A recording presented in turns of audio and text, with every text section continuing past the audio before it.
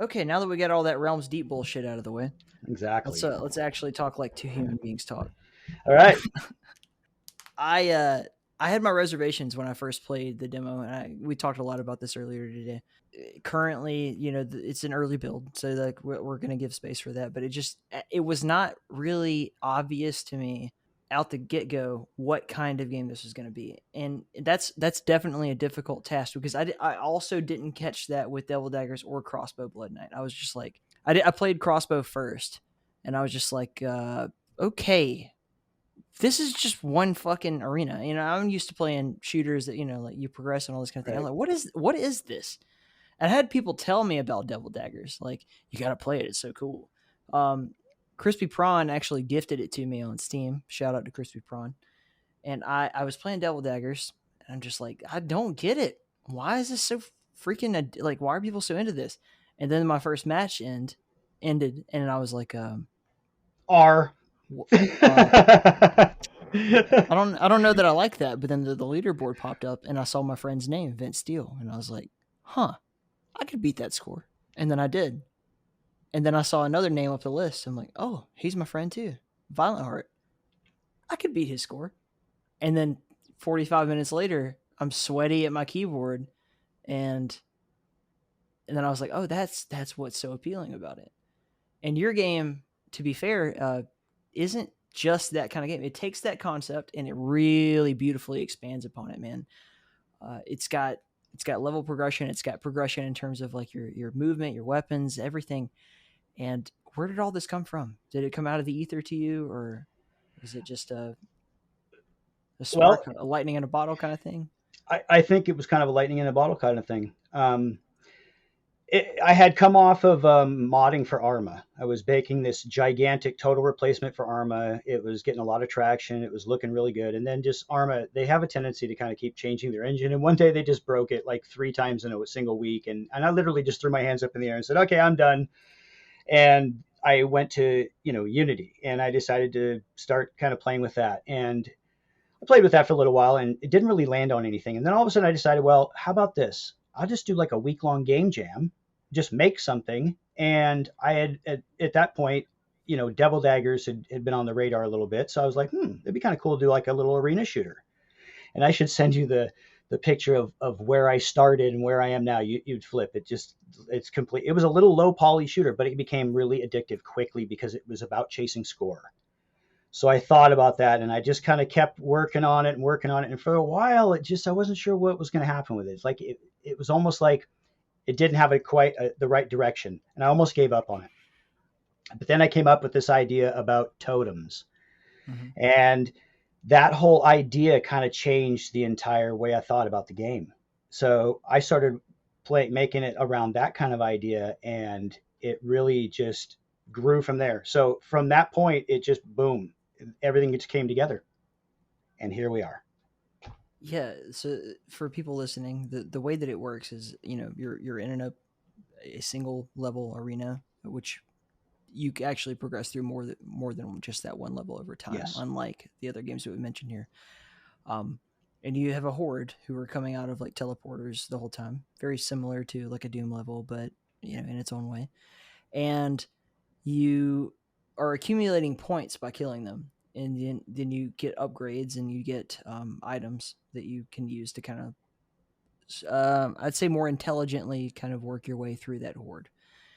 And at the end of the level, if you accumulate over 1,000 points, you get a hell point, and you can take that to a store and you can upgrade your character or your weapons or whatever. Once you've done so, you can come back, revisit it, and do it more efficiently. And then as you work your way through the levels, you eventually get to a boss, and you want to, your whole strategy is to be as buffed as possible when you reach that boss. That is, that's literally never been done before.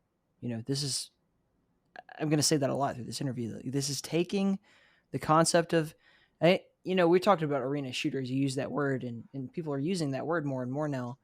Arena shooter means a totally different thing to me. Like that's Quake. Yeah, I think a lot of people associate like multiplayer with arena shooter by default, right? And because that means Warforged, that means Doombringer, that means, and there's a lot of Diabolical. those. Yeah. but there's no single player. And I think that something you said to me earlier in regards to defining as an arena shooter, you mentioned Doom 2016, and to a large extent also Doom Eternal falls under this category. Though they are very linear, like single player games with a story and everything, they do in fact feature these arenas where you play through the thing, and your whole object is to fight your way through the horde and to then escape and then upgrade your character. It's just like a lot more of a what's the word I would use for it? It's a more, we'll say, immersive experience, or it feels like a less arcade, you know, less like a game and more like a video game. I don't know how to put it. Like a story, kind of like a something you're living and you're involved in and you're doing. Right. You're taking that and you're boiling it down to just what makes it good and get rid of all the fat. Yep, trimming the fat. Trim that fat. Yeah. Well, I'm a musician by heart, and the saying that is always, and a studio engineer by heart. So the saying has always been, "Don't bore us, get to the chorus." Right. So kind of the idea with Unleash Hell was to just basically make it, you are in hell. You are facing Satan's overlords to get to Satan to win a trip home, basically. And there's a little more to the story with that, and I can't really get into it because it's part of the reveal. So that comes later, but the gist of it is there's 5 different levels. There's 3 waves per level, and each wave, the first wave is a regular kind of start you out wave to get you familiar with the level. And I didn't do any procedural type of things because I wanted to harken back to the days where you learned a level. You became really good at moving through it. And as a result, you just could maximize the amount of pickups you got, the amount of kills you got, the combo kill rack ups. I mean, because the whole idea here is score, score, score. Because you unlock weapons through score. You get, the more kills you get, the more adrenaline you get. And the more adrenaline you pop through your system, the more abilities you can activate. You can slow time. You can drop totems cost adrenaline. And these totems come in different variations. So as long as you're near the totem, you're getting the effect. So the idea was to take fast-paced gameplay where you move through these levels. So you start with your first wave, and if you survive the time limit, you get your points, you can upgrade your stuff, and then you go to the second wave, which is the same level. However, it's evolved. It becomes, perhaps a bridge that's in it is now gone or blown apart. Part of the terrain is now hazardous at times. There are more, it's less easy to move through the level, more difficult. And then I wanted the third wave to be just the boss wave. That's where you fight the boss. And I'm a huge MMO fan.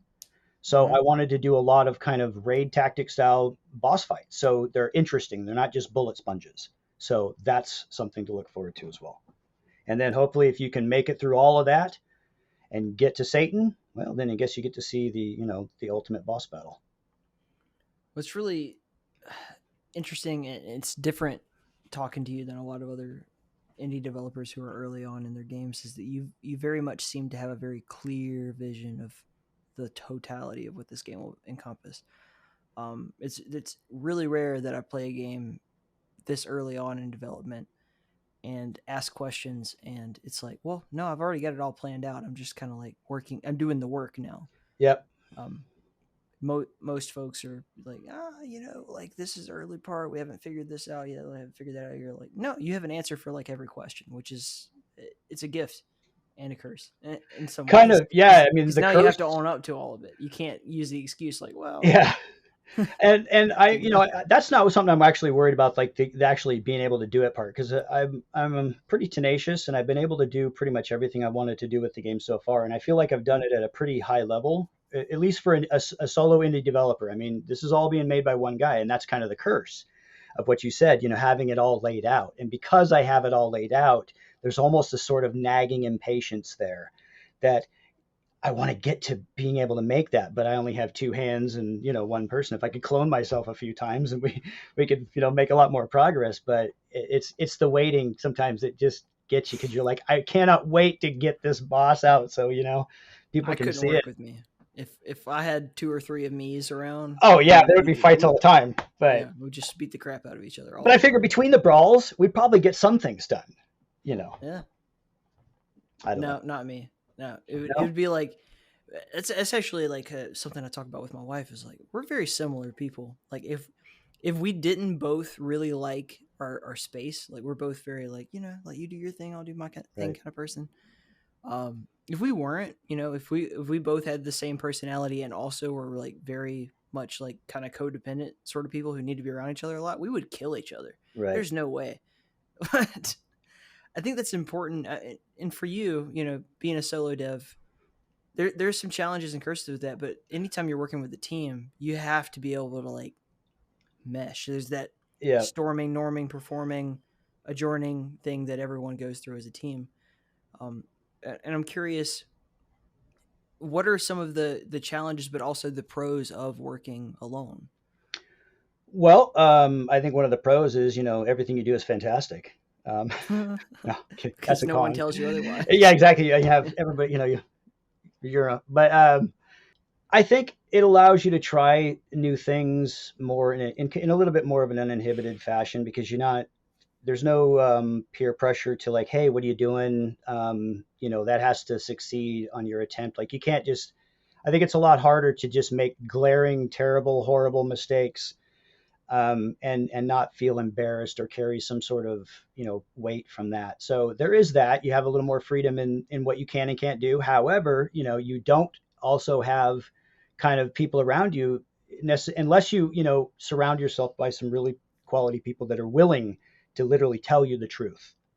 And I find that a lot of from what I've seen, a lot of young developers have a tendency to surround themselves with people who are very positive about what they're doing, regardless of how good it is.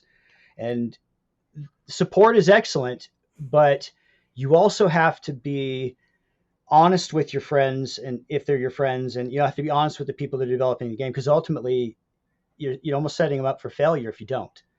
So that is one curse I would guess is working alone is you kind of aren't you don't have someone who's equally quote unquote financially invested in your product who's looking to steer you keep you on the right course. It's just someone who's maybe excited about your game, and even if you do something stupid they're going to say, oh, that's the greatest thing I've ever seen, and that doesn't help.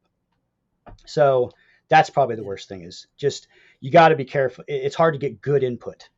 So I genuinely hope, like, because I'm generally very positive. I don't really live by that. Like, if you got nothing nice to say, don't say anything at all. Rule. Like, I know why that makes sense, and to some extent it does. In some cases, it makes sense.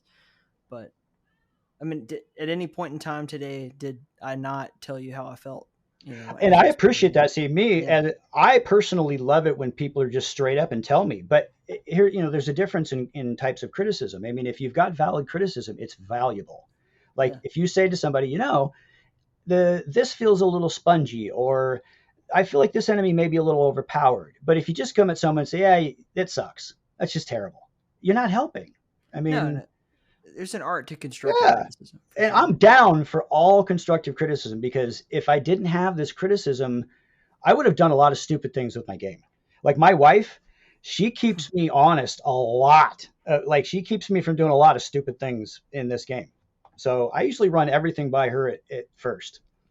So, Do you mind telling the story oh about the Steam page release? yeah, no, I don't mind. So, okay, so I had just setting up a Steam page is pretty daunting. There's just so much crap you have to do. So Mm-hmm. I was, hovering over the button, showing my wife because I was all proud. I had pretty much completed everything, and I was like, "Man, all I got to do now is just hit this button, and it goes live." And she just looked at me. She's like, "Well, then do it, pussy." So I didn't mean to. I meant to just freak her out, kind of, like and act like, and I did. I clicked it, but it's probably the best thing I've ever done. There seems to be a lot of hype around it, man. Like, I when did we first talk? You and I were hanging out. I think Zach was like, "You got to check this Oh, out." You showed up in the Zach literally just had Discord. me Yeah, bomb into your Discord. You're just like, hey, go crash their Discord because he wants to yeah. talk to you. And I'm thinking, and for me, that's just kind of awkward because our first introduction is just I'm me popping into your voice channel. Hey, how you doing? I live for that, man. I really like. It makes us feel validated, when people show up and they're just like, "Hey, we really want to show you our thing." It it hasn't got to the point where it's annoying yet. Right. I don't know, but In the Keep is just a community. We're literally just a community of people who hang out, play games, talk about stuff, Yeah, but and man, then in it's the good to be meantime, here. in the cracks and crevices of that, there's a lot of productivity that goes on. But for the most part, right, I mean, we're here to chill.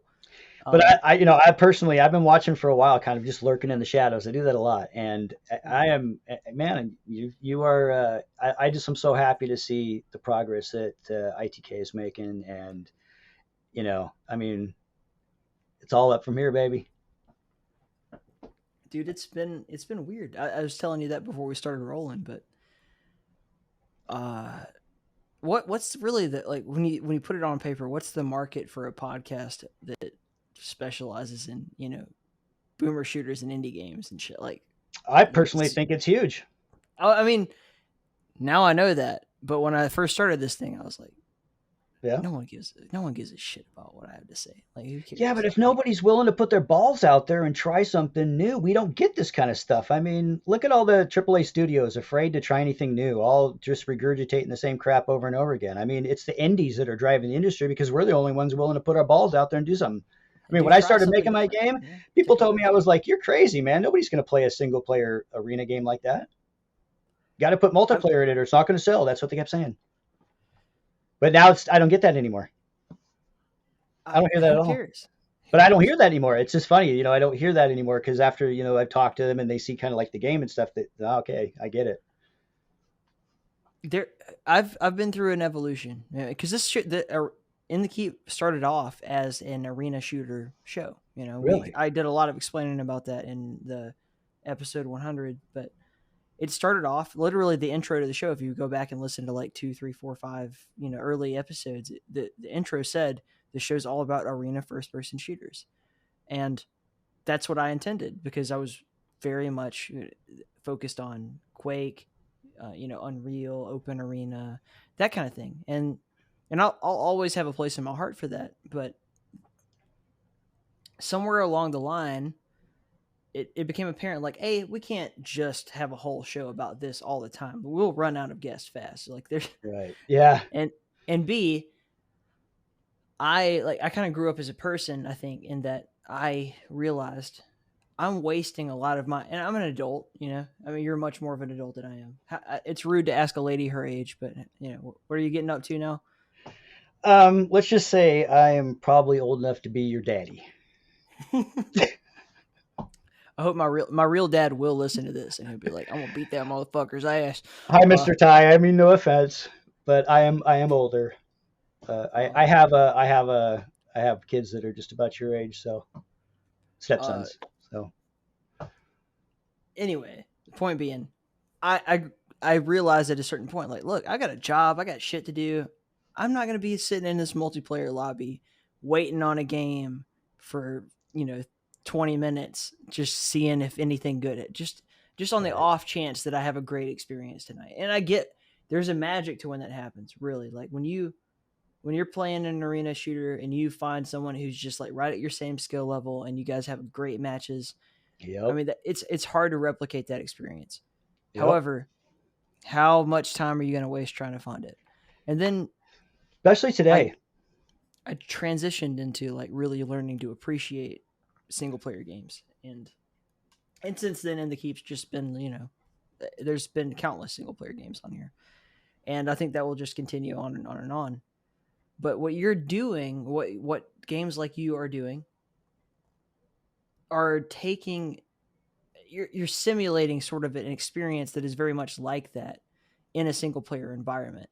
You're Yeah. giving us this, movement styles and really like finding a way to turn that arena shooter style and feeling into something that can be experienced without waiting in a multiplayer lobby for Right. 45 minutes on a Yeah.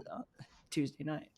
So Yeah, and it's really harder. It's a lot harder today because and I don't because it's crazy because I feel like so many people really like the arena shooters, right? But mhm. it just seems like there haven't been many offerings that pulled everybody in. Everybody seems spread out amongst a lot of them, and none of them really pick up a large community as a result. And it's Yeah, kind of I think that's kind of sad, but I think that, a lot of people have been pulled into like, the Apex games and things like that, as a result, because of the lack of quote unquote good, like UT99 type games. I mean, Facing Worlds, a good match on Facing Worlds. Was there anything better? You know, for me, that was like the pinnacle of that, and like Return to Castle Wolfenstein, the multiplayer matches. But for me, like I love the UT99 Facing Worlds. That was the greatest arena ever. But what you're kind of doing, because there's an argument to be made that Unleash Hell is not actually a single player game because you are competing with all your friends.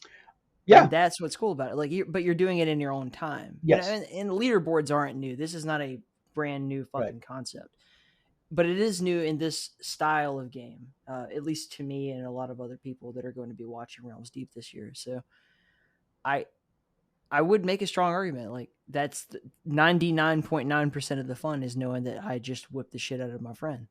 Yeah, well, I mean, it's very much a game that I'm trying to, kind of like tap into both the addictiveness of just wanting to not only beat your own score, but to beat other scores. Because the way the leaderboards are laid out, you can be the best in the world, or you can be the best among your friends. Doesn't matter. And then you can also choose and pick like where you want to specialize, because after, not only there's the way I've kind of divided the game up, is there's a campaign mode, which is how you progress naturally through the arenas to face ultimately Satan. So, and then, but once you unlock a specific tier, it's now available in survival mode. So you can now go in and start competing for the top spot in that particular tier. So basically it's kind of I don't know, I guess, a thing to brag about, or I'm hoping that you see people in, say, tier 4 and tier 5 with super high scores. That means they've unlocked that tier, and not everybody's going to get there. So let's get into the subject matter a little bit. Okay. You're eventually you're going to face Satan in the game. And yes. I think we all know what that means, but yeah, I mean, you're aware of my strong hatred towards games with hell in the title. I really can't take it, man. You guys got it. Somebody's got to draw the line somewhere. Yeah. I'm putting my foot down. I'm glad I just barely made it into the pass. Okay. So it's fine, but what's the deal? What's the story, and what makes it unique to you? Because there's just so much stuff that's like, okay, and I get why it is an epic story. It is the it's the ultimate good versus evil, light versus dark. It's very much just a complete summarization of the hero's journey. The going into hell and defeating all the enemies. It's in Dante's Inferno. It echoes through humanity. But I feel like we can be more creative than that. Well, I actually, and without giving away, because I don't want to give it away, because that's really kind of all part of the reveal is there is a story behind Unleash Hell, and it's probably not something you expect. Now, I know that it takes on the form of quote unquote fighting Satan, right? But this isn't necessarily a religious thing. This is just something, think of like an alien coming down. They're going to take our form because it's something we identify with to understand it. So giving quote unquote Satan as the face, it kind of allows people to actually identify with it and understand it. But once they hear the story, I think that's going to put it all into perspective, that it's something completely different and much deeper and probably much darker than people anticipate. I mean, let's just, for funsies. Okay. Try to put together a list of every game that has ever touched that topic, right? And it's a short list. It's not a short list. Really? I can do it right now. Okay. 3, 2, 1. Ultra Kill. Hell is taken over. Everything is a machine. Blah blah blah. All right. Ultra Kill. In all fairness, I haven't played any of the like new games. All I literally do is work on my game. I'm not doing this to like make you look bad. I'm just explaining where I'm coming from. Like, right. How Doom. Okay, first of Yep. all, foremost, Doom. All Yeah. right, Doom 2, Doom 3, Doom, all the Dooms. Okay, that's 5. I just put 5 on the board. Right, continue on. But aren't these? Doombringer, same thing. But aren't they Hellscream, all kind of like the same? Actually, following kind of the theology of the whole, light dark, or are they? of course. Yeah. Okay. See, and I kind of went somewhere else with it. Mm-hmm. So I don't know if I've actually heard a game that actually has the similar story. And I know it appears on the surface that it's very black and white, but it's not. Right.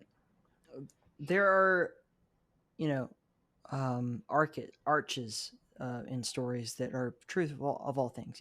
Harry Potter and Lord of the Rings are both literally the story of Jesus told over again. See, I've never done Harry Potter. I've done Lord of the Rings. So Don't, you're a grown man. You don't have time for yeah, that shit. I just was never It, into it, man. I was off doing music and playing stuff. King Arthur, right? Like the once and future king is Yeah, again the story of Jesus told through a different lens, and right.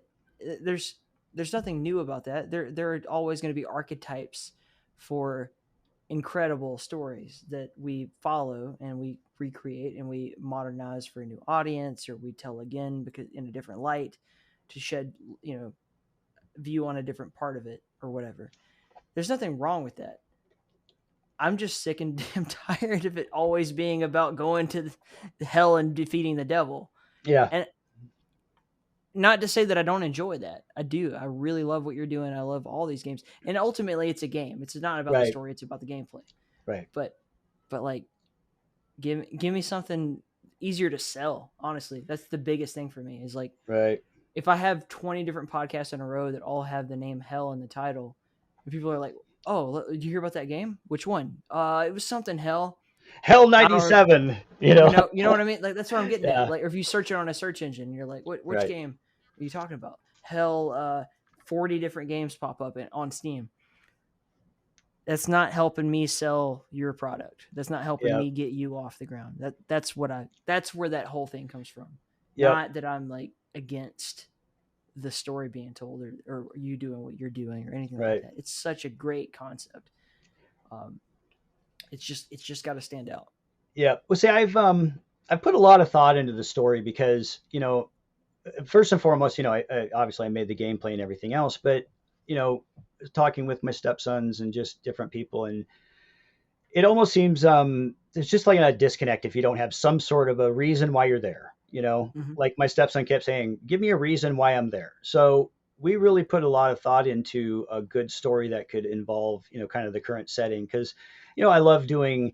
I just love the whole vibe of the hell scene. It's very dark and gothic, and I love making like monsters that look like demons. And I feel like it's pretty safe to kill demons and not going to offend really anybody. Um, so it was a safe kind of journey, but the story I really just didn't want to do, like you said, that typical black and white story. So I added a twist. I'm hoping everybody kind of digs it, but I can't say until the reveal. So I just thought of another example. Are you familiar with the game High Hell? No, I'm not. This is a Devolver Digital title. You fight demons and Satan and stuff. Where do you think it's set? What's the setting of this game? It's hard to say because I mean, literally, you could almost do it anywhere. I mean, they could, you could go to Mars, and they've pulled Yeah, in through some wormhole.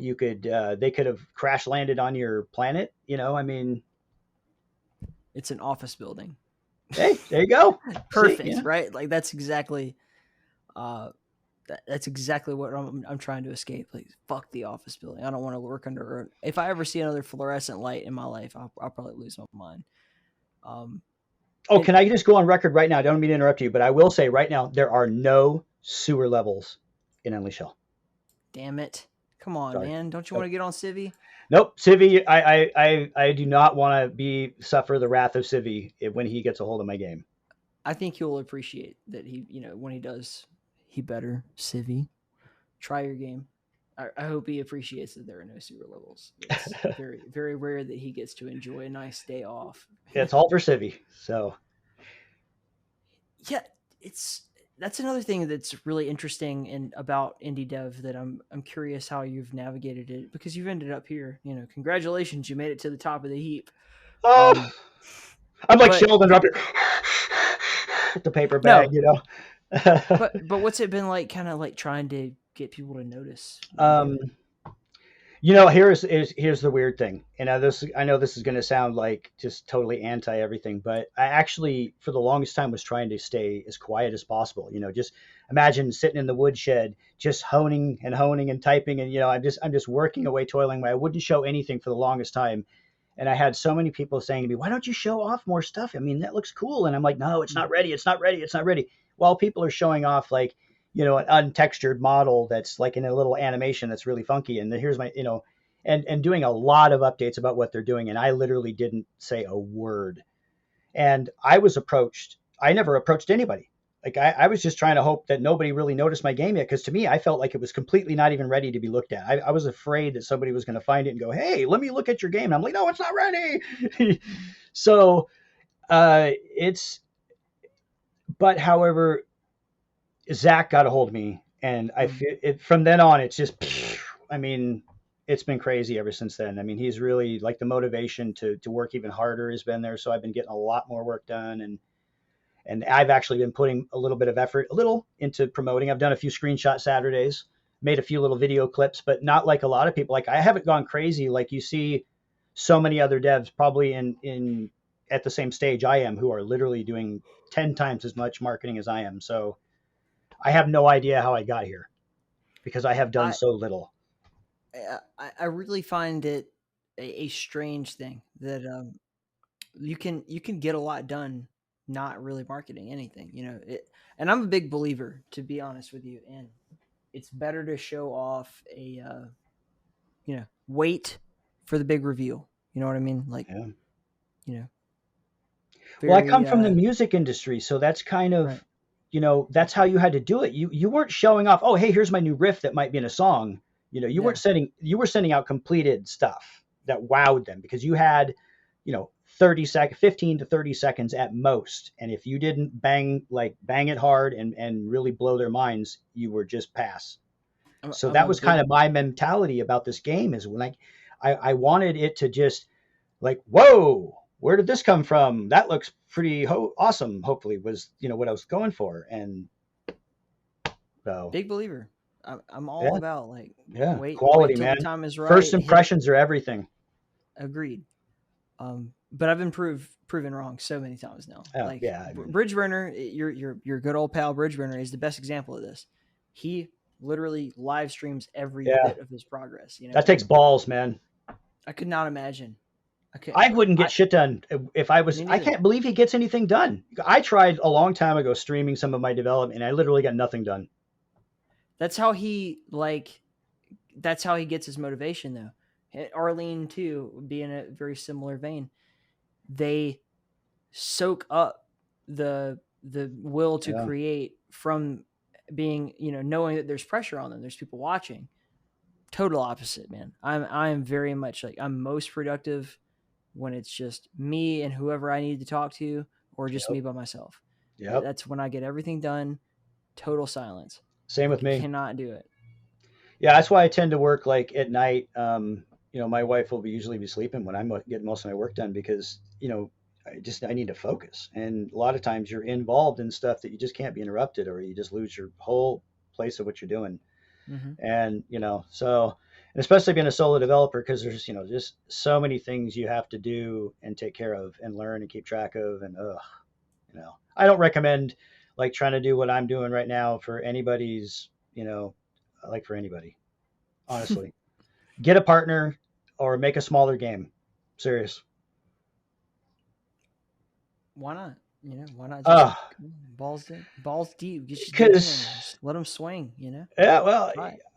hey, I am all for everybody trying that. I don't recommend it. Just kind of like when someone comes to you and says, "Yeah, I want to make an RPG MMO as their first game."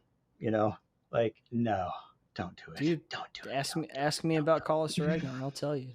Well, yeah, but there are always exceptions to the rule. There is always those insane people out there who are willing to just do it, you know, like myself. I I mean, I'm one of them. I can't, I'm sitting here talking against my own self, you know?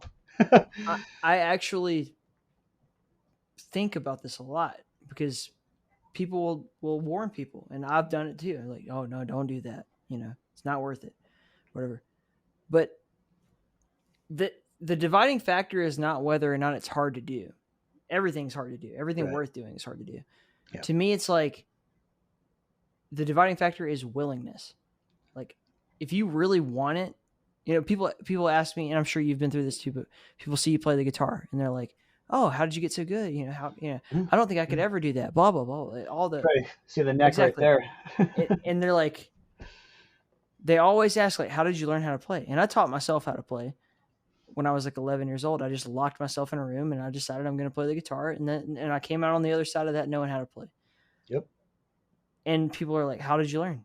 I'm like, I wanted it. Yeah. I looked at my heroes. I looked at people that I Tenacity. admired. I just wanted it. Oops. And if you don't just want it like 100%, that you're willing to put in the work Yeah. to do it, you will not be successful. Nope. If you do, then you will. Period. Yeah, it's you got to be willing to climb Mount Everest. That's it. I mean, that's essentially, if you can't just go, I want to make base camp. No, right. you if you want to do it, you got to go to the top. You got to aim for the top, because that's pretty much, anytime you want to do something, especially like game development. I've done music and studio stuff. This is the hardest thing I've ever done, man. This is literally the hardest thing I've ever done. I have had to learn all of this because I came from Arma modding, right? And everything was, I had no idea how to use Unity. I had never done any 3D modeling. So I had started Blender in Arma just at the tail end, started making stuff because I had another guy who was working with me. So I started learning it, and that's when I actually started. So all of this stuff that I'm doing now, I've learned along the way. So it's been one hell of a frickin' journey. Okay. So in our little break there, we got on the topic of swearing. Yeah. So I remember I was about maybe 16, hanging out with old Mama Brandon. Kay, I love you very much. I apologize for the rest of this podcast.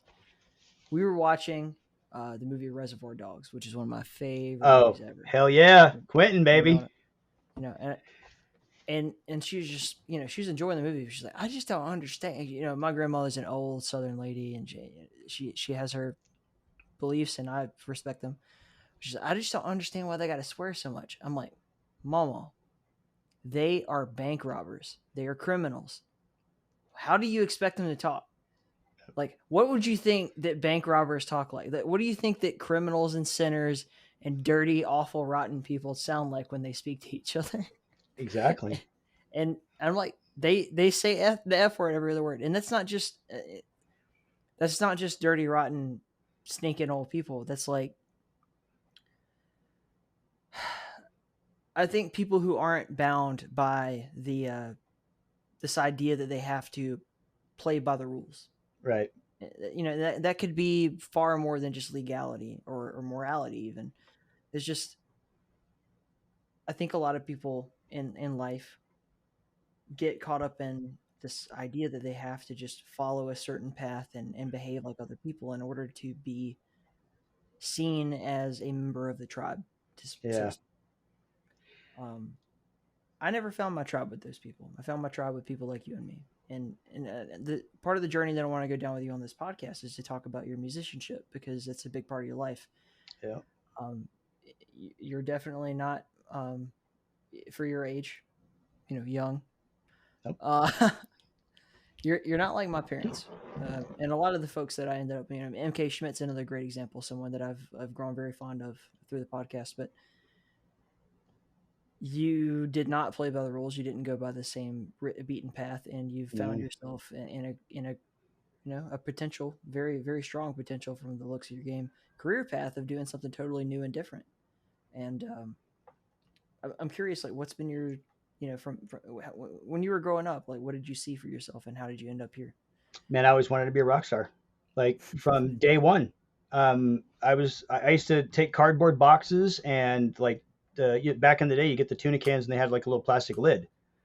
So I would take little tuna cans with those plastic lids, coffee cans with the plastic lids, and I'd cut this cardboard box with slots just big enough for the cans to sit in, and I'd tip that thing up and I'd play it with chopsticks. And I would do that for hours and Mm-hmm. hours. And then eventually, I we were living in this little duplex up on the hill, and our landlord was this older hippie couple. So they would watch me for about an hour and a half after school before my mom got home. And he was a folk guitar player. And because I was obviously just fascinated by anybody who could play any musician, any instrument in front of me, I was just fascinated. And he started showing me things, and I just naturally picked it up really quick. So fortunately, I had very supportive parents who realized that I had something going on with the music thing, and they were very supportive and allowed me to kind of go off that beaten path, like you said. So I actually did it with support, not like a lot of people end up having to do it against the grain with their parents. I still had the support, but it was still very much against the grain, and I did a lot of stupid shit that my parents, did not support. So No, it's a both ways thing. Like my parents are not awful people; they were really really cool for the most part, with exceptions. yeah, But they realized when I said for my 11th birthday, like I want a bass guitar. That's what I want to do. And my mom knew me well enough at that point to know that like I'm committing to something. And right, when I do, I mean, when I said I was going to do a Boomer Shooter podcast, I meant it. That kind of thing. right, Um, so so I got a bass guitar, a cheap one, nothing special. It was yeah, like a little Dean like starter bass, and I learned how to play it. And I remember kind of the moment when music really sunk into me. I always liked music. I was always like, yeah, I think everybody innately likes music. If you're, with the exception of like Scumhead, yeah. maybe the one person I know who just doesn't like to have music on. Yeah, I've met very few people that actually don't like music. I mean, I've met a lot I of people that are like they're not like I would say, into music, but they listen to music and they're Mhm. aware of a genre that they like, but they're not ones to go, "Oh, X and X band is my favorite." I right, went and saw them at a concert or I bought their record. and music's not just about bands or commercialism or buying music or whatever. It's I think it's innately part of the human experience, Absolutely. right? Like it, every ritual that has to do with humans has something to do with some sort of musical It moves you. uh, endeavor, It right? It's evokes emotion. It evokes responses yeah, and spirituality. I mean, it literally anything that's meaningful in your life, think about it. You probably associate it with a song right. Or a smell. or, yeah, well, or smell. But I mean, music is such a huge part of everybody's life, whether they know it or not. Yeah, and to that, my parents realized that was important to me very early on. So like I can't say that they didn't support me through it. They don't necessarily know that they like understood how important it was, but Right. they knew that it was like this is worth investing in our child on. And so I'm very blessed that they were like, let's buy him that guitar. Let's Yep. encourage him to do that. Let's put him in band class. Let's buy him a trumpet, like all that kind of shit. Even though I hated the trumpet. I hated Yeah. the band. I That's hated the funny you whole say you thing. played the trumpet, dude. I played, Mhm, okay. We were trying to get, I want, I had to, you had to get the instrument for band, right? And I wanted to play mhm. saxophone. But Yeah. obviously, we were late to the party and all the saxophones were gone. So guess what I got Mhm. stuck with? Trumpet. I Oh, uh I too played trumpet. I wanted to play the drums, but like every Me kid when they're getting too. ready for middle school band, they're I like, got a guitar I want the instead. drums. They were like, yeah, well, we can only take so many drummers. So, like, I think you'd be a good trumpet player. You're gonna be a trumpet player. Yeah. Okay, fine. But I learned how to read music from that, and I learned. I really, honestly, if you put sheet music in front of me now, I would have no idea what you're I have talking about. completely forgotten how to read sheet music, Yeah, so don't but don't I worry. understood at that point music theory. Like, I Right. got how it worked Yeah. because of that. And so when I picked up the guitar, I had a uh, I had a very real understanding of what I was doing with it, even though I didn't understand the instrument itself. Right. And it changed my life forever. I can't even imagine not sitting down and picking on the guitar at least once a day. Right. That's it's like a huge therapeutic, uh, motivating factor. Like that's how I work out a lot of my problems. If I can, it's one of those things like it's like I have a garden too, and if you ever been through therapy, they'll often tell you to like don't worry about the things that you can't change. This is the Serenity Prayer. Even don't worry about the things that you can't actually change. Focus on something that you can manipulate. And music is one of those things that it's 100% coming from you. If you sit down and you play something on guitar, no one can take that away from you. Yeah, Nothing it's can yours. change that. 100% yours. And the only thing standing between you and doing something that you want to do on it is learning how to do it or figuring it out. And that just takes will. Amazing. Beautiful. Will and tenacity. Mm-hmm. So, and it is, music got me through a lot of stuff. I mean, without music, I probably wouldn't be here, to be honest. What's the music that got you motivated? Like for what? Like, because I've gone through different stages, I mean, if you had to pick a song that was like, or a band or whatever, that was like, this is what I want to do, that made you think like music is good, music is my path. It was Kiss. Kiss was like my first, because I got a hold of, I was lucky that my parents just gave me their record collection. So I mean, I had stuff, like Janis Joplin and Jim Croce and Cher and just just the most amazing. I have actually had the original Janis Joplin with the Wrecking Ball Company record, the one with all the crazy artwork and everything on it. But just had a huge Jim Croce so much. Oh, me too, man. But he was very instrumental in my guitar, like me glomming to the guitar when I realized I was not going to get drums. Peter Criss was who made me want to be a drummer. But yeah, I would say like my first thing that really just grabbed me by the nads and said, "This is what you want, boy," is Kiss. Kiss was, I mean, I know I come from a totally different generation, but like I grew up in that like VH1 classic kind of thing where my mom's favorite band was Motley Crue and like Def Leppard, stuff like that. Yep. And Kiss was a very obvious thing for me to get into because it wasn't going to offend her, right? That I liked Kiss. And for whatever reason, that just very much resonated with me. I still to this day have vinyl records downstairs. I have like, Love Gun. I have Hotter Than Hell, all that stuff. You lucky sucker. You guys, this is the swearing part. I'm going to go ahead and say, you lucky son of a bitch. Those things are amazing. I would do things for those. So, I mean, I'll send them to you if it means that much to you, but I just no, you keep those, man. That's the breakdown pass that to down. Hotter Than Hell, like yeah. Just I mean, awoke. Like, that's a Gene and Paul. That's just like classic Gene and Paul. You know what I mean? Like just yes. Yeah. No, I grew up on like that, so the Kiss obviously took, loudest band in the world, and they wore makeup, when I was a young kid, and they were doing like the TV specials and everybody was trying to figure out who they were. And it wasn't like, it wasn't just the music. Cause I mean, I love Kiss, but musically they're not super complicated. They're very meat and potatoes, just get her done, rock and roll. It's awesome. I love it.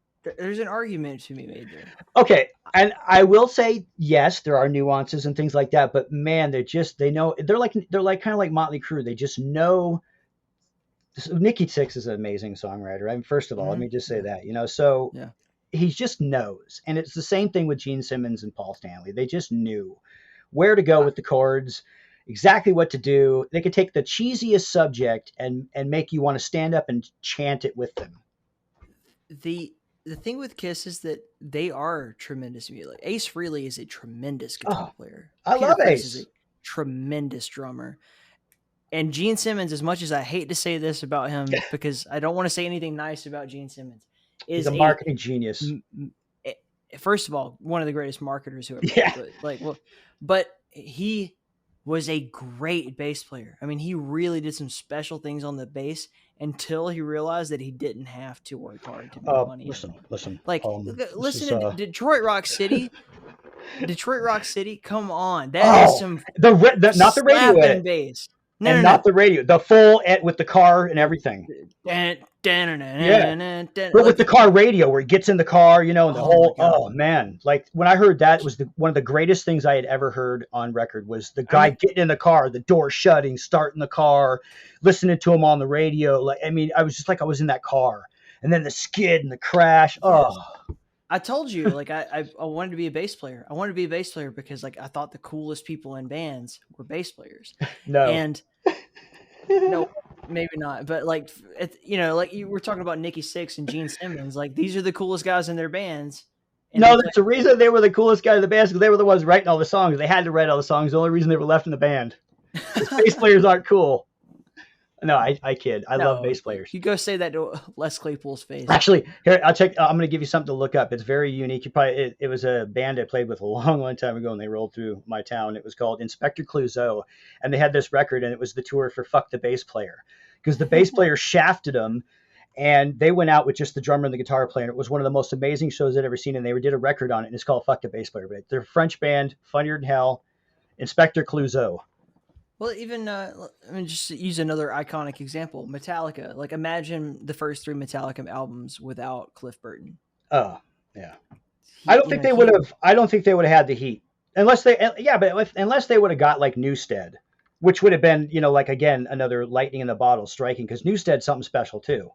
But I have a tremendous know. respect for bass players, man. I really love. I do too. I love the bass guitar. Like I really love it. And what I'm getting at here anyway with Kiss is that Gene was a great bass player until the moment he realized he didn't have to play the bass really well to make a great song. That's right. And that's what, as you were saying, like they kind of went on this like, okay, let's just write really fucking simple bullshit and like with catchy tunes and no one will care.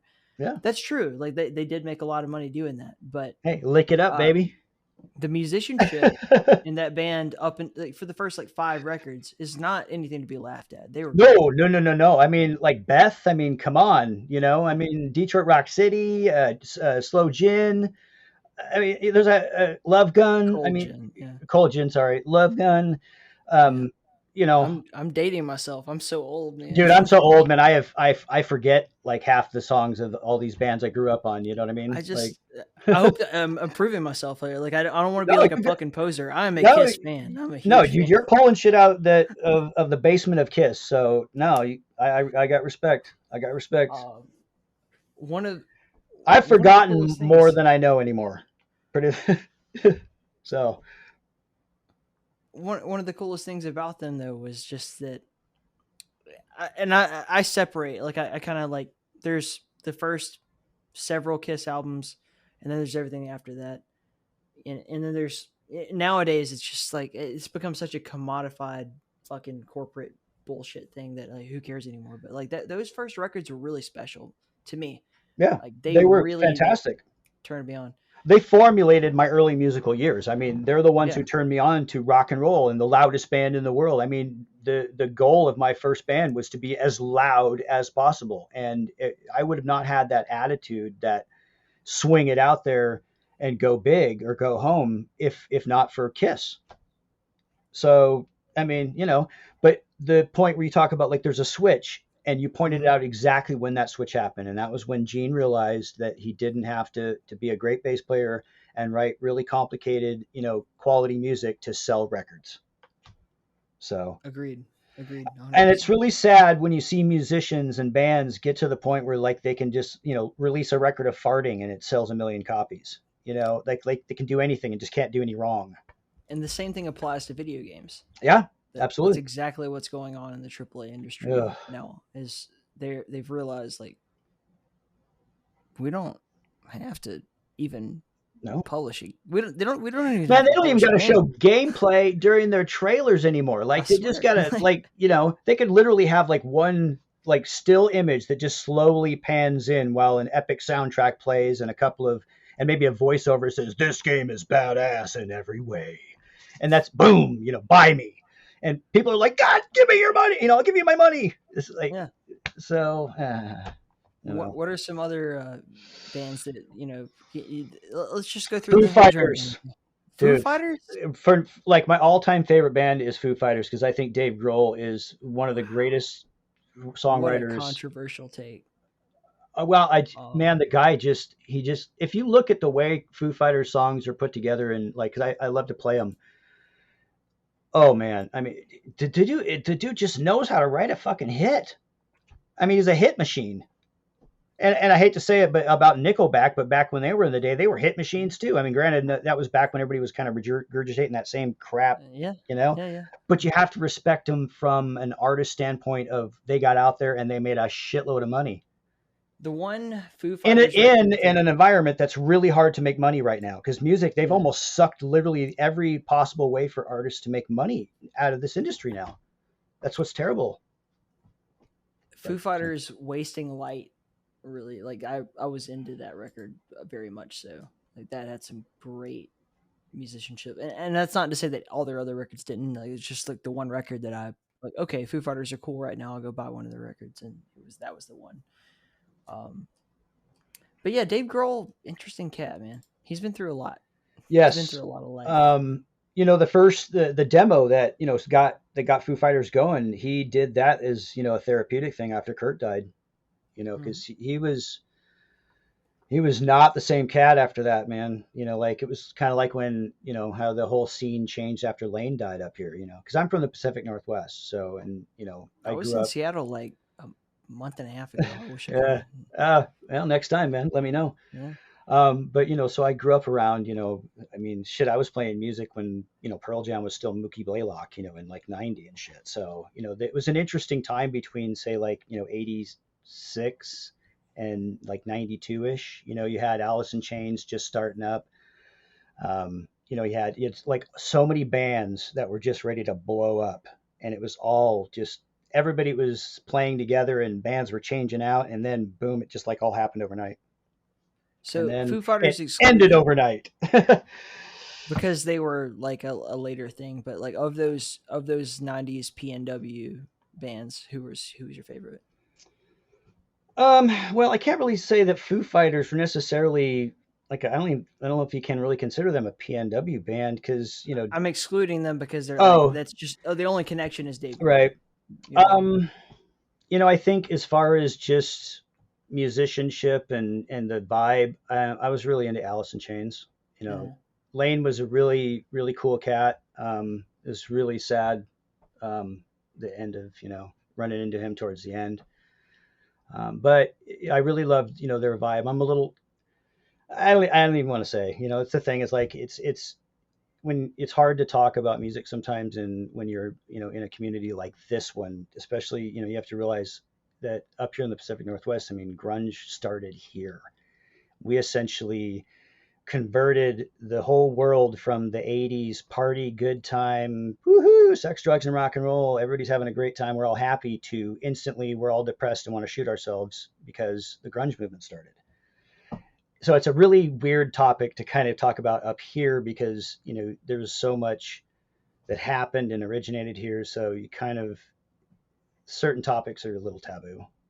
So, but man, it was interesting up here coming from like doing music up here. I mean, I was growing up in going to school in the 2000s and stuff, and so this was like kind of the generation after that, you know. Uh, but the generation after that was, as you already kind of noted on the Foo Fighters, the Nickelbacks, the Yeah. big radio bands that kind of took that sound and then like commercialized it and Yeah. made it like not this innocent thing anymore. So what happened with my generation and a lot of my friends was that people were very much into Nirvana and they were into it because the lore was already written for us at that point. We already Yeah. knew what was going to happen because it had already happened. Yep.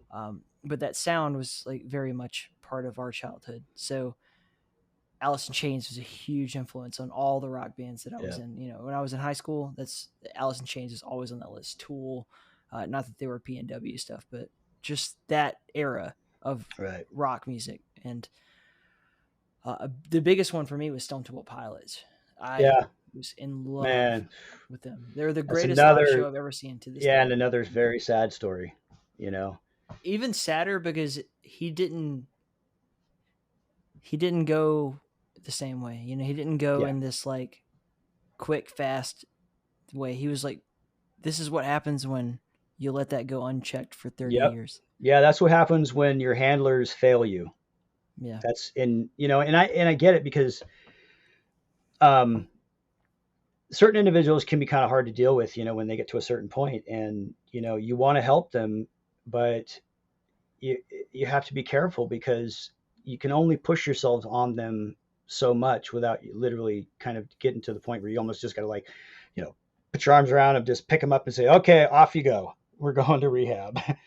I And mean, so I stood in a crowd for 3 hours probably to see Scott perform, and he's an amazing guy, man. I mean, when he hit the stage, he hit it, dude. Hmm. It was the Oh best yeah. live show I've ever seen, Yeah. and I've seen a lot of great bands, dude. But I mean, Primus was fantastic. I could go down the list. Oh I've yeah. seen the Yeah. Meat Puppets live. I've seen Slayer live. I've seen all the fucking greats that I can possibly have dreamed of seeing. Thank God I saw a lot of stuff before COVID. Um, Scott was special. Like he really Yes. was. Yeah, he That was was. it. If I had a movie about my life, I would start it with the moment where I was running to the stage to see that band. Right. Like that's where it And all started. that's like, if I had to really make a movie about my life, that would be the opening scene is like Stone Temple Pilots is playing and me and my buddy are sprinting to the stage to see them. Yep. And he was so amazing. It's so wonderful. Like the whole performance was fantastic. But to know the pain he was going through Yeah. in order to make that happen. And just think Dude, about this, like, yeah. even though, and I know that a lot of this is kind of what drives it, because I know as a musician, we take our personal demons and we some of us are more honest than others. Some of us have more balls than others to really put it out there and be willing to go have people look at it and go, is that about you? Because Mm-hmm. as a songwriter, that's kind of one of the things, is how much do you want to give yourself away? How open and honest do you want to be? And Scott was really open and honest in the way he wrote about stuff, and in a way that a lot of people are not comfortable. That's So something that happened with Chester Bennington too, yeah, and who ended up replacing Scott in Stone Temple Pilots, the cursed lead you want singer to know spot. something's funny? Go ahead. Is Chester sounds exactly like me, and I say that because I'm older than he is, but literally we sound identical. I could have It, replaced him in that band, like if in you know what I Lincoln mean. Park, yeah, yeah. Yeah, because it's just weird. I, That was exactly my voice. Crazy. I was never a big Lincoln Park fan. Like I mean, I knew their music that was very popular for my group and all Yeah, that, but like when he did the thing, I was like, did you guys? People were surprised. I'm like, did you not hear the lyrics that man wrote? yeah, Like, and that's the thing. did you? Like I was saying, with the giving yourself away. How much do you do? And certain artists give it away, and it's a shame when people don't recognize that. Like you said, he was saying it. But in a way, to try to make light of it, like he was kind of a martyr. Yeah, He woke a lot of people up. yeah, A lot of people who were going through the same problems he went. For every for the fact that he killed himself, there's probably a lot of people who heard his music and didn't because of his music. exactly. Yeah, And and and I hope that's the positive yep. that comes And to out of it. think of the greatness of the art they created because of that pain, that'll Mm-hmm. live on forever. Yeah. So, we get to have that always. So, great Yeah. thing about music. Let me turn y'all guys up there in the PNW onto something. It's called vitamin D. Uh, Yeah. very very important. You should definitely be getting your vitamin D. Yeah. Well, up Um, here, we just started getting a little bit of sun, so now I get to go out and get a little bit of color. Come out of my dude, cave. it was 115 in Tucson today.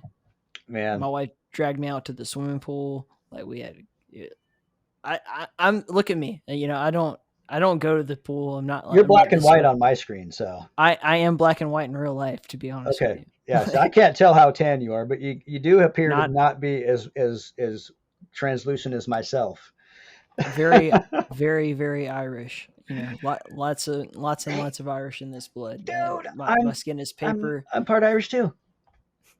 No shit. Uh, Yep. it's I'm there's a lot I'm of us Native out there, American and Irish. That's my combination. So when we were out there, so the whole reason we visited Seattle, I have a couple buddies that are up there in the pot business and stuff. And we're just like hanging out and catching up with them. Like we went out to Forks, Washington, because my wife is a Twilight huge fan. Twilight fan, Yeah, I took my wife and out there too. Yeah, and Oh so shit! Remind me to tell you when you're done. Remind me to tell you a little story about what happened when we were out there because no, I. you go ahead. Oh, Go okay, ahead. well, you know how they have Bella's truck, right? Mm-hmm. Okay, well, I, posing for a picture, and I accidentally broke the antenna, so it flops out now because of me. But it was barely on there. I swear that they only had like some tape or something on the bottom to hold it in the little slot. But yeah, I was just kind of leaned up and hit it with my elbow and boop and oh, yeah, so I I'm broke sure. I'm Bella's sure you're not antenna. the only person who's broken that antenna. I broke Like, her antenna. but we go out there, and I'd be honest with you, I fucking hate Seattle. Fuck Seattle right up the ass. That city sucks It does. dicks. It's I'm too right many with you. people, too little Right spot. with you. Yeah, Right with too you. And little of a place. yeah, and there's no parking. It costs you like $100 to park anywhere. Everybody's Yeah, just drives like a complete douche. fuck that place. It's raining all the time. It's crappy. It's just But the Olympic Peninsula, dude, I would live there 100%. That's beautiful. Everybody's cool. Like it's yeah. just gorgeous forest everywhere. The air is fresh. Like I can't even think of a better place to live. Yeah, Good I don't live golly, anywhere near the city, man. I live out in the foothills of the Cascades. So dude.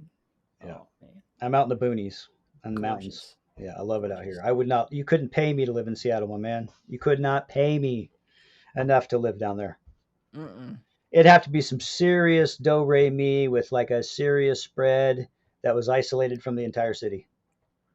No, no. Like my two best friends from high school. Like I went off and did my thing.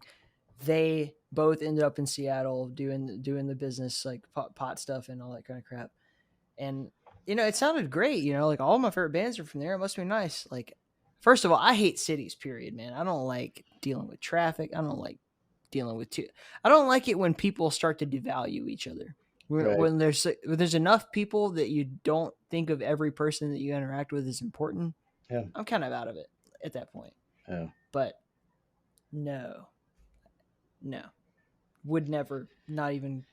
Not for $1 million. I couldn't live in that place. I feel like most of the interesting things about Seattle are gone. So it's there's not really like the Pike Place Market's still pretty cool, I guess. I don't know. I haven't been there post pandemic, so I have no idea what survived and what didn't. They had a pretty cool little magic shop and a comic book shop down there that was really worth going to. But other than that, that was about it. I enjoyed the Mopoff. That was neat, man. Like I had to see all my favorite movie memorabilia and all that crap. But Oh yeah, yeah. The little. Did you go to Pike Place? I don't remember. I went to the EMP. Mopoff. We have EMP, but EMP is like I feel like EMP is so overrated. The museum that's right next to The one that looks like some the weird needle. thing. Yeah, Yeah, that yeah. was. I was like, all right, I've had enough of this fucking city. Let's go somewhere else. Yeah. See, Like, and all this shit I'm saying right now is literally gonna not winning me any points from my brethren up here. I'm just saying, like, I'm probably gonna um, any of my brethren up here see this podcast, they're gonna be like, dude. to kind of get back on topic a little bit more though. How did all of this stuff, the music, the environment that you grew up in, everything, did any of it play into the game at all? Well, the music for sure. It's gonna allow me to do my own music for the game, so I'll be able to have fun doing that. I don't know. Not really. I think it just I've always had kind of a nerdy side. So I used to play with like the Commodore VIC-20 and the Commodore 64 and do the little programs and stuff. So, but I was never Mhm. really like serious about it. It was always just kind of something I would do if I got near it for any period of time. So at some point I did, because at some point I had to have a career. Music doesn't pay the bills usually. So during that time, I was doing IT because I was good at computers. And during that time, I did a little bit of this and that programming and da da da da. And I've always had kind of programming ish things and arty stuff in my background. And after I stopped performing and stopped doing studio stuff because I just got tired of dealing with pretentious musicians, to be honest. I mean, I just and sucked all the life out of me. I just didn't like it anymore. And I was like, I need to do something different. And I was thinking to myself, well, I was modding at the time and having a good time. And I decided to start just kind of focusing on that. And I was in a good position, financially to take on something like this. And here I am. I just started learning. I'm a voracious learner. It's very interesting to me because I love a challenge. I'm so it just is right up my alley. I don't know. Kind of came natural, I guess. Ish. Yeah. No, it's very interesting how the different paths that people take to get into game development, because it can be a lot of different things. That's true of any career, but it's especially true, I think, of game development, in that it could be anywhere from someone like you who's been, through career paths, done a lot of different stuff, gone through life, or it could be a 19-year-old who's just living in their parents' house still, Right. figuring it out and going all in on their idea. And it could be someone who's was encouraged, someone who was totally told that they could never do it. Um, this is a wide range of personalities, and I think it's because it's really accessible. Yeah. It's anybody who has Especially a now. computer can give it a Yeah. shot. Yeah. Because I Um, mean, you got so many. I mean, you can learn anything on Google. yeah, So it's that kind of accessibility was not there, 15 years ago. You had to read these terrible tomes about things that just were so mind-numbingly boring that it was very hard to get through. It was very hard to digest unless you were just super tenacious. And the calling of music just kept pulling me away. And so, but I will say though that my background in music and studio work and dealing with just all that stuff has given me, I think, a lot of insight into this career through. I know how publisher, like I'm gonna, obviously I'm not, they're probably not exactly the same, but the mechanics of how a deal comes together, I'm fully aware of how all that works. yeah, I'm also fully aware of realistic expectations. um, so everything has to be manageable, and I've already kind of gained a pretty thick skin through music. Because obviously, I mean, if you've ever been on stage and had someone yell out "you suck," um, you have to have thick skin to get through that. So I've cut my teeth and I've built up that thick skin. I've got a good idea how the industry works, and not to be, you know, um, fooled by the bright lights. There's always someone standing behind the bright lights, pointing the bright light at you, and you have to figure out what they're doing too. So, a lot of people are starstruck by a lot of stuff, and they get themselves stuck in things that they don't need to be in. And I feel like my experience with the studio stuff and the music stuff has kind of really made it easy for me to identify that stuff and avoid it. So I mean, I probably have not made some as many pitfalls as I would have had I not had that experience. okay. So the next thing that I on that topic really that I have to kind of tackle with you is, I think a lot of game developers, especially younger guys, could use your wisdom in terms of how deals get made and how people will try to take advantage of you. Really, it's a huge problem. I see it every fucking day, and it makes me sick when I Yeah. hear a lot of these indie devs that I end up interviewing talk about some of the shitty publishing deals that they get sucked into, or tricked into, or duped into, and it's ugh. So, what's your insight? What's the stuff that you look out for? That, Well, um, you have to kind of look at it as, I guess, kind of an economy. Um, and the more people out there looking for a deal puts more buying power in the hands of the deal makers Mhm. because they have more to choose from. So that makes it very competitive to start with. And then you get people who are just perhaps maybe, ambition is great, and everybody's, got their level of ambition, but some people are going to have a little bit more of a willingness to bite on any hook that gets dangled in front of them, regardless of what's on the hook. Now, what can end up happening is not necessarily looking at the totality of the deal. It's kind of how music. A lot of people in the music industry ended up selling millions of records and not making any money. There are ways to work deals and word deals to where they're giving you a little, or maybe they're not really giving you anything, but they're taking a lot. And one of the first things you have to avoid is giving up the rights to, like in music, you never give up your publishing. Never. Because once you give that up, they own your stuff. So you don't give up the rights to your IP. You don't give up the rights to, unless that's what you're looking to do. I mean, unless you're looking to completely just like sell out, take a big, hey, here's $1 million for your IP. That's a different deal. But if you're signing some sort of a publishing deal where they're only giving you, say, a little bit of cash and then of course some minor support, and they want to take control of your IP, that's a bad deal. So I think you have to be very, almost like a paranoid sort of, you almost have to kind of go into it expecting it to be sort of a bad deal and let it prove itself to be a good deal, to be safe these days, because there's so many shady people out there just looking to present themselves in a way that they're not, bigger than they are. And if you don't read the fine print and really do your research, you can get stuck giving away your stuff to some shady people. So it's just about being diligent and not being starstruck by the first thing that comes along. That's it.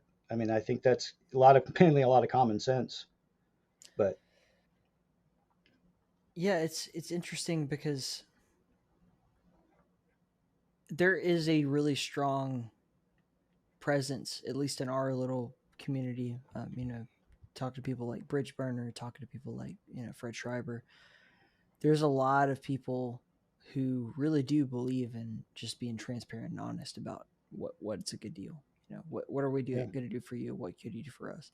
right. For me, it's just like before we started the podcast, I was like, I'm not gonna try to publish anything that you're not proud of. I don't have any interest in benefiting off of someone else's pain or Yeah. lack, whatever. But I think that's a generational thing, potentially. I'm not sure. I'm sure there's plenty of people my age who are Oh, we just have willing to enough take the people money and doing run. that. Yeah. But for some reason in the gaming industry, clearly there's a presence of Excuse me. the ugly, nasty deals. A lot of them come from Russia, surprisingly enough. Yeah. But there's just a lot of people who are just like, no, Scumhead's a good example. It's just like, yeah, I mean, I designed the whole game, but like, I just think that the sound designer and the musician should be paid, equal percentages me because like, Yep. whatever, 30, I'm like, you're going to give them 33% of your fucking game because you think that they contributed that much to it. And he's like, well, I couldn't have done without them. So yeah, three ways. I'm like, what a fucking guy, Yeah. you know, who's If going to that get that model kind of works, fucking deal? fantastic, right? I mean, we have the flexibility of the indies to do that, which is what I think makes us in such a unique spot. It's weird, but then for that, for every deal like that, you see someone who's like, well, they take 50% and then they don't pay anything to us until we earn back their initial investment, and Yeah. To me, that's like being slapped in the face. That's literally like, if you're not willing to pay them until they pay you back everything you invested in them, like I get it from a monetary standpoint, like from a business standpoint, makes perfect sense to me. From a ethical standpoint, that's literally you saying, I don't believe in you. I don't think that what you have to do is worth anything to me. If you're not willing to take a risk on someone that you're investing in, then you're not really investing in them. You're And just protecting also, yourself. just a quick side note about that.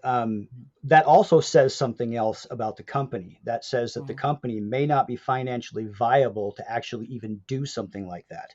So Right. again, you have a company that's overextended, doing more, offering more than they, writing checks they can't cash, essentially.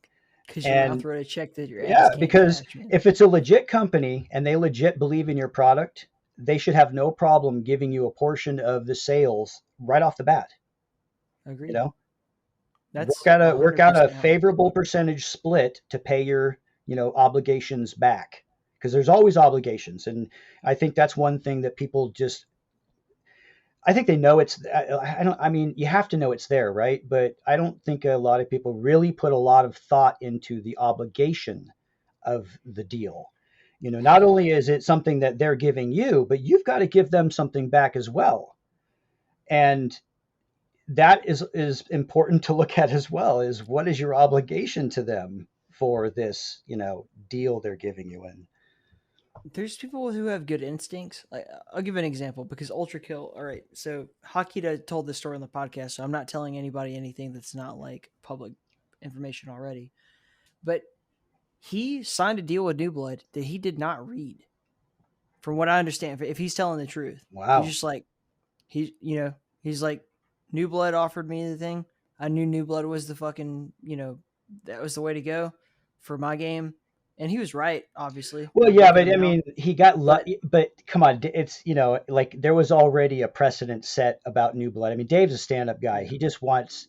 I see Dave Oshry as I personally admire the guy because I think he does kind of like what I would do. I mean, he goes about it kind of in a guerrilla fashion, just says what he wants to say, does what he wants to do. You talked about it earlier. We were talking about getting outside the rules, right? That's Dave. mhm. And I just love the fact that he was willing to put his money behind where his mouth was. He put his money where his mouth was, and look, it paid off. So Yeah. I think you could actually, I think it's pretty safe to say you could probably be okay with taking a deal with New Blood and not reading it. But I would advise you read every deal. But Dave's obviously Dave's not the kind of guy to screw you over. And I don't think he is. I No, love Dave. no, he Dave doesn't seem is like that at I'm all. Dave, as a matter of fact, it seems like if you get with New Blood, you're pretty going to be pretty okay, I think. I yeah, mean, that's hey, the golden ticket. signing Don't get me checks, wrong. baby. It's like the NFL, right? I guess it's like hitting the UFC. You're fighting. We're all fighting down here in Elite FC. You know, trying to knock each other out, but be friendly, competitive. Our training partners and all that. But we all got to fight in the ring for business. But we're all wanting that UFC contract, and it seems to me like there's a few companies out there right now that are banging it out of the park. And it kind of there was a second for about like trust where I wanted to bring Yeah. up Hellforge just one little bit. That was kind Yes. of Yeah. with Hellforge.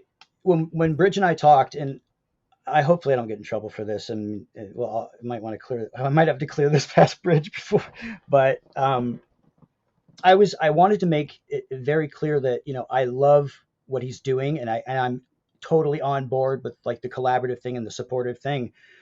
But I was also, we had a discussion about I wanted to still retain the possibility of, say, what if a New Blood decided to approach me, or 3D Realms, or some other company that would probably be a good fit for my game. And because right now there's no like there's no money being no contractual money or exchanging hands between Bridge and I. So it's just more of us being, and I kept throwing around the term coalition because I really feel like it's just kind of a group of developers all focused on getting our games out there, and we're helping each other as much as we can. It would be great to turn it into maybe sort of like a New Blood thing. You never know. I mean, maybe that would be fantastic.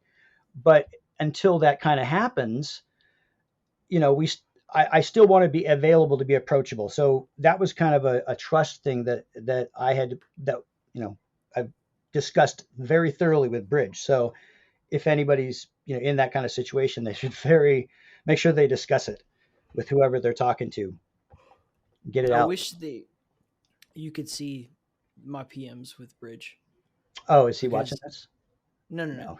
Good. not this. I just mean like what you're talking about right now, Right. like the potential of what he's building to become something very New Blood or 3DR like. Yeah.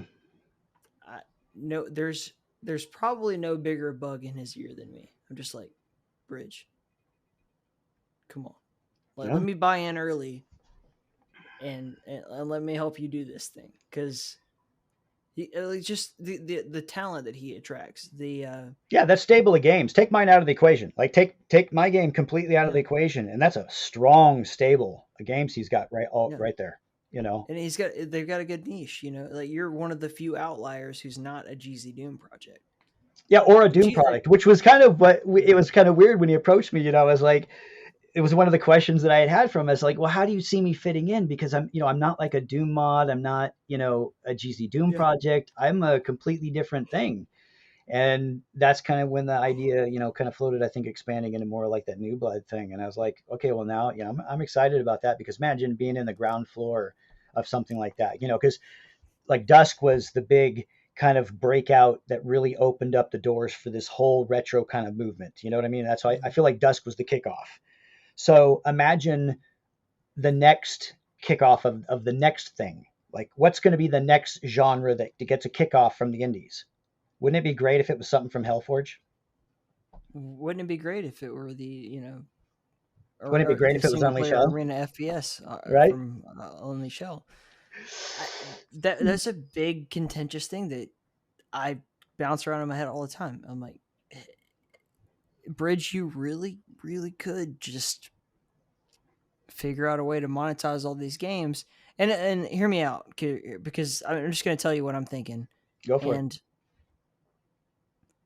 if every game on that roster, yours included, said, look, I'm willing to give a small percentage back to the company off sales because, hey, you helped me, we all helped each other. Let's put like 5, 10, whatever you guys think is fair back towards Hellforge on sales. And Hellforge makes a lot of money off that. And then Hellforge agrees to then take that money and reinvest it in these products, and not just in their continuation, but like in their, because I'm assuming a lot of these are going to be early access titles. But let's say they weren't, in their sequels and in reinvesting into your guys' next projects, that kind of thing. I'm not an economist here, but I feel like I'm pretty onto. I have an understanding of how this works. He could change things for everyone. Mm-hmm. He could make a profit and also make a reinvestment in a lot of really, really cool things. And you have the potential then to just like make a company happen overnight, essentially, with 5, 6, whatever it is now, games that are going to release. That's nothing. That's all of you guys make your fucking, whatever profit you feel necessary and have funding for your next thing. Huge. Easily done. It's just a matter of being handled correctly legally. And and I really hope that's what happens, man. I love what Bridgeburner stands for, and I love what you guys are all doing. Yeah, I'm really excited about the idea. I mean, I'm really interested to see how this plays out because I mean, imagine if someone hits a homer, and that's a lot of heat to bring into that company, a lot of attention to bring into everybody else. So there's a lot. There's just everything is just like I feel like at this point there's just nothing to lose for anybody. Like it's a win-win for everybody. So it's at this point I would rather be on the ground floor of a company like Hellforge than I would be trying to get into what's already going on with because New Blood's busy. New Blood's got like a bunch of games already out there. They've kind of already, and I think it's a smart move. Maybe let's not do the boomer shooter thing forever with them. Same thing with 3D Realms. Night Dive's got their own monetary thing going on. There's who fucking knows? I'll have to get with Steven sometime and be like, when are we gonna ever see anything else out of us? Hello guys, what are you doing? Yeah. You know what I mean? That like I think I would rather be in on the ground floor of something like Hellforge than I would be trying to get into the fraternity that's already been established. Exactly. Yeah, that was what excited me the most and why I decided, I went for this. I agreed to it, and I just told Bridge, man, I'm in because I'm excited by this idea. It still doesn't stop the possibility of one of us getting approached, say, and getting a fantastic deal that we just can't, refuse. But it also doesn't put pressure on us to do that. Like we don't have to go out now and actively search for it. We can all work together and help each other. So I think there's more overall potential in that idea than say, go into an established company. Because I mean, I've already been kind of told I should be hitting up Dave. I should have sent him my demo. I should, the build I've got, and I've been hesitant because I've listened to his interviews and stuff like that. And I know they're not taking on other games and I'm not really get feedback. You'll get feedback. I would. Oh, believe me, I would love to get Dave's feedback. I mean, believe me, but I don't. And again, if he came to me with some sort of a great, fantastic deal, I'm not saying I would say no. Definitely, would never say that. But I'm not in a position that I have to have funding. You know what I mean? Yep. So I could finish this on my own. I mean, granted, would I love the juice I would get from, say, a New Blood thing? Oh, hell yeah. I mean, that would probably guarantee a bunch of sales. But again, what if with Hellforge? There's just that what if factor that is so attractive to me. I don't know. I don't know, man. It's so like everything's just there's so much in the pot right now, like swimming around that it's kind of hard sometimes to digest it and take it all in. I'm still kind of figuring it all out. It's all new with the attention and what's going to happen with what and what the possibilities are and what my options are. And I just taking it day by day at this point, man. Trying to kick out the best game I can because I feel like I'm on to something new. I feel like I'm on to something interesting, and I feel like if I get it right, it could be big. I'm I hoping. think I think you're 100% on the right path. Having now played the game finally, I really do believe in it. I mean, I appreciate that. I wouldn't tell you that if I didn't already have a reason to believe so. But like, you're playing all the right cards, dude. You've kept Trying. your cards close to your chest this whole time. Uh, Rightfully so. You've built something. You've laid out an idea that I think is totally unique. That's never been done before. It's going to captivate a lot of people. You're interacting with the correct people. That's my wife yelling downstairs at Mario Kart, I think. Um, you're kicking ass and you're taking names, and Thank you, man. I'm very happy to be here talking to you. I hope that thanks to Zach for putting us together. Oh yeah, thank you, Zach. Well, let me, just like thank you to everybody who's just been super cool to me about this Yeah. whole thing. I mean, there's just been so many people that have been really nice. I've gotten so much good feedback from so many good people. I could not have done what I've done without that feedback. I wouldn't be sitting here talking to you without E1M1 and which was from Realms Deep, the first one. So I mean, thank you to Realms Deep, the first one, and I'm glad you guys decided to do that because man, that year was dud. We needed that. That was such a shot in the arm, man. It was so good to see that. I was like pumped when I saw that. I wished I could have been a part of it. So, but All right. Cheers, see you brother. guys soon.